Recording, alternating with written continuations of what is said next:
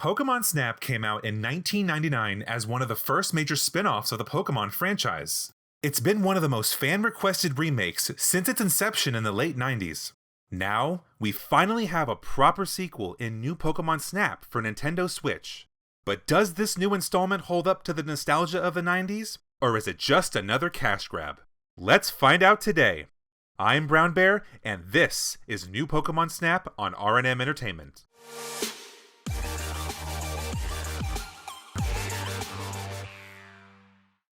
Pokemon Snap started off as a spin-off series on the N64 in 1999.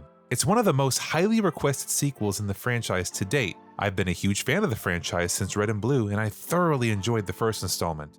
I was equally skeptical and excited to hear about this latest installment being developed. I'm happy to say, this one does not disappoint. There's no denying that New Pokemon Snap looks gorgeous. The models have never looked better, and the lush environments complement these aesthetics in the best possible way. Being a rail-based photography game, it lets the developer really focus down on key moments in each level to create those frame-perfect shots. Each level is distinct with their own life and personality. These graphics are brought more to life with the newest addition in Illumina Pokemon. Each island in the game is governed by a sort of boss Pokemon that you need to snap a photo of to progress. Each Illumina Pokemon has its own special level and will be the primary target as you add its photo to your photo decks. These levels are incredible, and they really show off what the Switch hardware has to offer. The sound design in this game is great too. The soundtrack really captures each area and helps make you feel like you're part of an adventure. Everything from an upbeat and whimsical melody of the jungle to the calm and chilling tones of a snow mountain. The Pokemon all have their own individual noises, departing from their established beeps and chirps of the previous games. These animalistic noises really help capture the essence of this world. The new items and goals really flesh out more of this game. First is the star system. Each Pokemon now has a pose that can be rated from 1 to 4 stars. The first star being a standard pose, which may just be a regular picture. But a 4-star pose could be that same Pokemon using an attack or interacting with the environment. This system adds some much needed depth and gives you tons more to come back to even after the credits start rolling. Interactions in the environment are much more plentiful thanks to the new Crystal Bloom flowers and Illumina orbs. Crystal Bloom flowers can be activated to produce kind of a light energy to have nearby Pokemon perform special actions for great photo results. These flowers can only be activated by an Illumina orb, which replaces the Pester Ball of the previous game. This orb allows you to invigorate the Pokemon with light energy that may have the Pokemon do a special pose or action. The 2 returning items include a Pokeflute-like melody that can make some Pokemon dance, and of course, the Vehicle Turbo Boost, which is always welcome to get that last key shot you need to finish out a level. One of the key criticisms of the first game was that it was too short. It would take about 4 hours to fully complete the game. This has been addressed by way of research levels and the day-night system. As you progress through each level, you're awarded research points for each photo taken.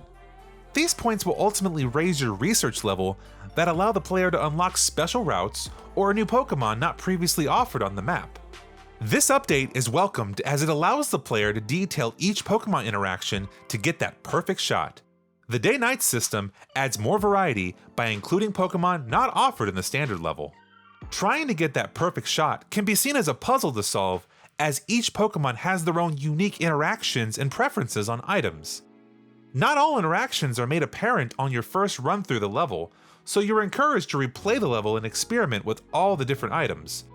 The developers provide enough for the casual experience and enough depth for Pokemon fans to really sink their teeth into. Despite the numerous improvements and updates to the game, it's not without a few shortcomings. The tutorial at the beginning is much too long. I feel they could have made it much more condensed or introduced it much quicker as they did in the first game. This is really an inconvenience, and it's understandable as many newcomers won't really know the basics from the get-go. Story progression and item unlocks are fundamentally different from the first.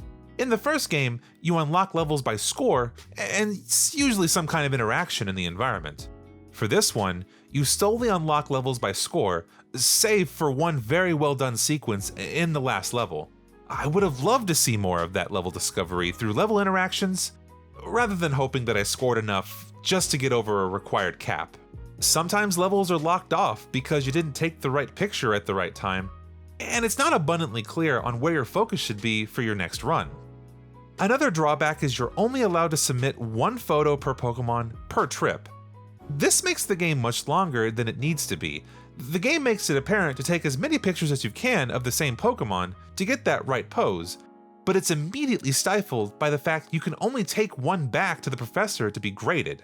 This worked well in the first game, as you only had generally one pose per Pokemon in that level. A multiple grade system would have been great to make the game much snappier and streamlined for this particular experience. There's no getting around it. You will be visiting these levels many times over, which makes the experience much more grindy than the first one. Especially when the previously mentioned level caps come into play. You will find yourself revisiting these levels far more than you would like. I felt the first game had a much more natural progression system for these interactions. Ultimately, New Pokemon Snap is a great game and a fantastic addition to the franchise. It's one of the only games that fully realizes a world where we all had the pleasure of visiting all those years ago.